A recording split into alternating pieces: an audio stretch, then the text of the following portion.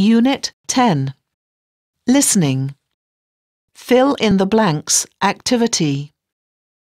A. You will hear a recording. Write the missing words in each blank. If I were asked whether to live in a traditional house or in a modern apartment building, I think I would be indecisive to reply. From my point of view, this is a controversial question. In the following paragraphs, I will analyse both these options and present my opinion. On the one hand, living in a modern apartment building brings many benefits.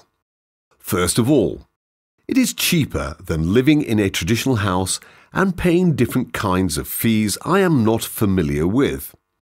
For instance, one of my friends who recently bought a new house for his family said me that it is much easier to live in an apartment, and I tend to believe him when I see his bills.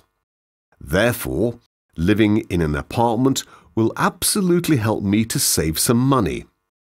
Second of all, as I live alone, I do not need a big house with many rooms. I just need a bedroom and a living room where I can take my guests and have my workplace. Another important benefit of living in an apartment is that I will not have to buy much awkward furniture in order to furnish all rooms. B. You will hear a recording. Write the missing words in each blank.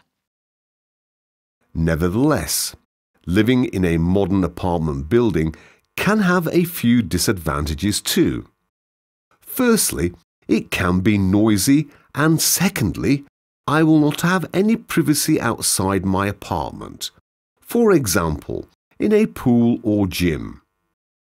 From the other side, living in a traditional house has some advantages too. For instance, I can have my own pool, gym and garden where I can relax, enjoy myself and be alone.